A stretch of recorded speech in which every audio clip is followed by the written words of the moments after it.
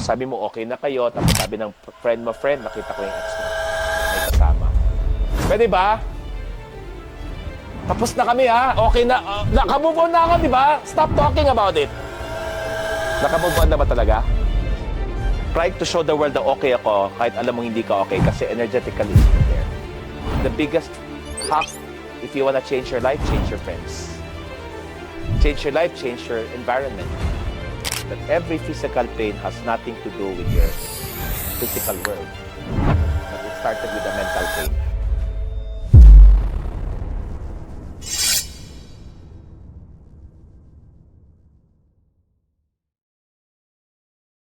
So it's the same story, no? I left this city, moved to another city, created the same shit out of that shit. The same shit you carry along. No? Again, never ending search for pattern that we always have. We all have the same pattern. Health, it's always the same. Money, it's always the same. Romantic relationship, also, not unless, okay, you're aware, saan to nanggaling, and Darbs is talking here about tools, right? And the tools that we're talking about here, if you want to write this, is number one, okay? Recognize saan to nagsimula. So which means, tignan mo, ano yung mga negative events or negative results na meron ka ngayon na ayaw mo, na paulit-ulit na lang, kahit anong gustong magbago, hindi pa rin nangyari the same thing. Because something happened along the way, as a little child or as a teenager, na it has a huge emotional impact, nasaktan ako or nag-enjoy ako. And because of that, you decided, it was not the ex-girlfriend, it was not the kuya, it was not mommy, but you decided along the way, okay, because of this incident, hindi ako kamahal-mahal. So which means, that event, as a little child, you crafted a meaning about yourself. This is now your self-image.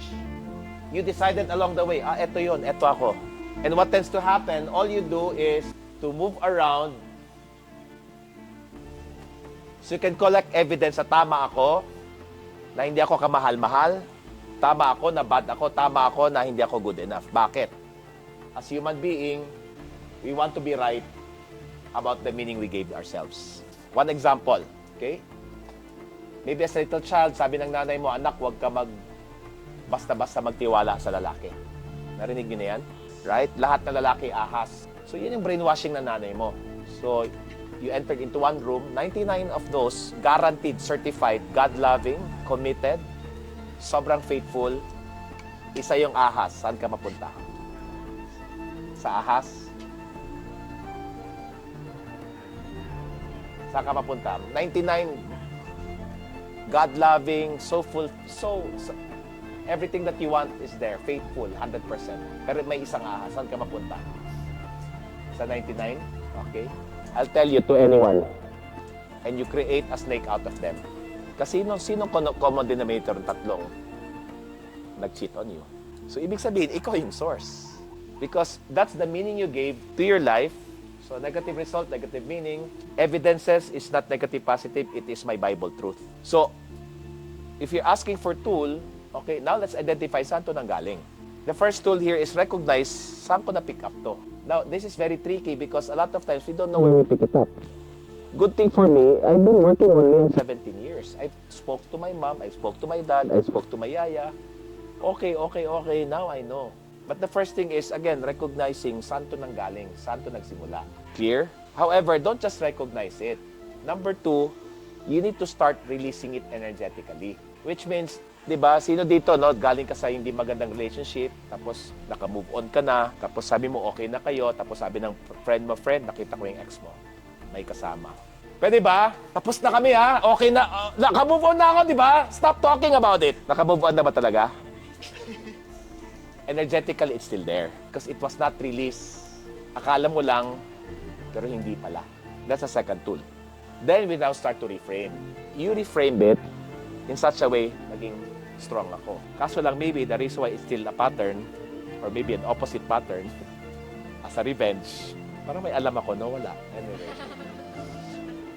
It can be the same thing or the revenge. Either or, it's still you are the source. So, You reframe it in a way, yeah, but it's still happening.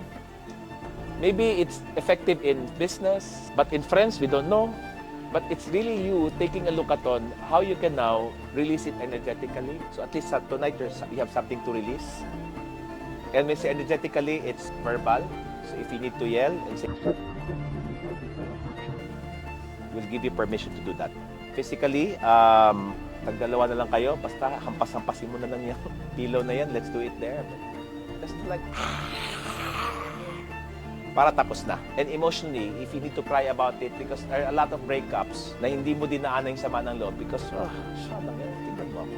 You're trying to show the world na okay ako, kahit alam mo hindi ka okay, kasi energetically it's still there. Go. Sobrang daming breakthrough. So, ibig sabihin, di ba, energetically, since yun pa rin yung dala-dala kong sukat, na-attract.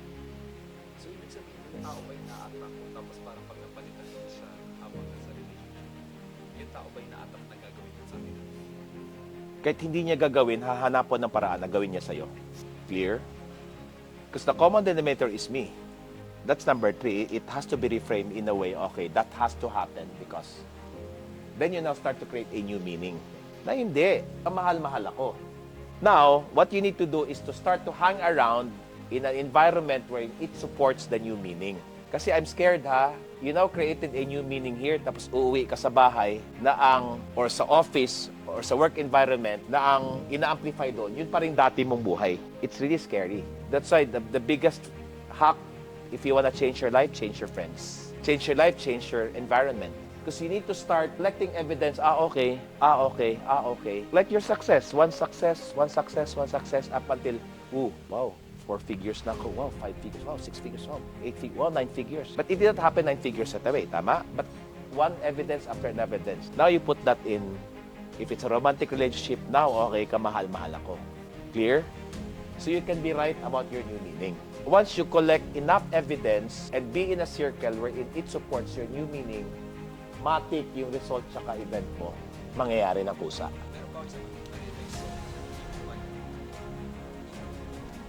result na so sabihin mo perceive lang pa na hindi ko bata ko nagkaroon ako ng perception na ginawa sa akin. Okay. Great. Because, again, I'll go back to Carl Jung. Everyone is doing the best way they know how. Kung binuli ka man, baka yan lang yung alam niyang gawin at that moment to you. Did that make sense? Or maybe, kung talaga masakit, repeat after me, hurt people. The victim becomes a victimizer. One of my biggest shame and guilt, I also molested a child. Anak ng yaya. Kasi yan yung ginawa sa akin, gagawin ko rin. The victim becomes the victimizer. So it's a pattern never ending, not unless you start recognizing it, releasing it energetically, then take a look at on reframing it. For me, the reframe here is that has to happen because now I have capacity to heal people who were sexually abused as a child. But if I go directly to the positive thinking, yun pa rin yung symptoms, pabalik-balik, paulit-ulit. Like every physical pain, anyone here has physical whatever, illness, pain, back, likod, kamay. It has nothing to do with non-exercise, non-eating, but it has something to do what you carry deep inside that is showing up in your physical body. I was chatting with M, okay, let me know what's going on. And sabi ko, if you're open, I'll show you this. And lo and behold, ilang percent tama that every physical pain has nothing to do with your physical world, but it started with the mental pain. Etong ginawa sa akin, therefore eto ako. And the mental pain becomes an emotional pain. And the emotional becomes a physical pain. Did that make sense? So again, number 1, we recognize. Number 2, we release, right? Number 3, we reframe it. But you cannot reframe it in a very authentic way simply because hindi mo pa na-release buong-buo. When I talk about being, molested and abusing children, did you feel I was talking from heaviness or I was talking from inspiration? Ask me why. I healed myself from that. Energetically letting go. A lot of release work. Clear? Number 4 is what we call rebuild. When I say rebuild, balik na naman tayo sa self-care, self-love, that there's no guarantee, Darbs, that, yeah, I treat you like, highest brother, but will there be guarantee I won't hurt you? No guarantee. And the only guarantee you have, even if Russ hurt you, you're okay because you're whole and perfect with or without Russ. And that's the journey. How can I still love when there are people in the world who still choose to hurt me and I'm still okay with it. And that's a reset that I think, based on your wish list here, is something that you wanna be going on to a journey. Kasi in my area right now, I think Darbs can totally attest to this. There are a lot of people with the type of work that I do, with the help that I can give. Obviously, there are some people who are just taking. And people around me are hurt. Pero sa akin, okay lang. Ask me why. Kasi binibigay ko umaapaw eh. Klaro ba yan? Kusang lumalabas. Bakit? Because my ultimate number one priority in my life is I, me, and myself. So if I love you, Marie, and you don't love back, okay lang. And kabaliktaran ginawa mo, okay lang. Kasi it has nothing to do about you, but it has something to do about me overflowing. Klaro ba? One of my most favorite metaphor here, no, from Wayne Dyer is, imagine there's an orange in my hand. What am I holding on? Orange. If I squeeze the orange, anong lumalabas? Anong klaseng juice? Orange juice. Klaro? Yes. Hindi carrot juice, hindi buko juice, kasi orange yung laman. Okay? Minura ko siya, dinura-duruan ko siya, dinuro-duro ko siya, siniraan ko siya in public. Anong lalabas? Bakit? Yan yung laman. Here comes Nikki. This is Nikki. Duduruin ko, ibabash ko. Ano lalabas, Nikki? Pagmamahal, sama ng loob. Bakit? Dahil ba dinuro kita? Dahil yan yung laman. You can only give what you have. So maybe at the point in my life right now, kasi di ba mga friends natin hindi naintindihan, grabe si Coach Ras, grabe yan. Sabi ko, hindi ko naramdaman na nakawan ako. Hindi ko naramdaman na abuso ako. Kasi kung ano man yung naibigay ko at nakuha mo, bakit makatira-tira ko na lang yan? Did that make sense? And you can only do that if your life is all about rebuilding yourself. That's why you're gonna bring away a tool here, but on June 5, you're on your own. The question here is, will you still use the tool? Right? For Darbs Company, we did 100 days. 100 days was fantastic. It was orgasmic, true or true. And then, work gets into the way, letting go, and then, balik sa original. Ako hindi eh. By October this year, it will be my 5th year anniversary. I haven't missed any of my self-care routine. Did that make sense? So again, meaning. Energetically releasing. Did that make sense?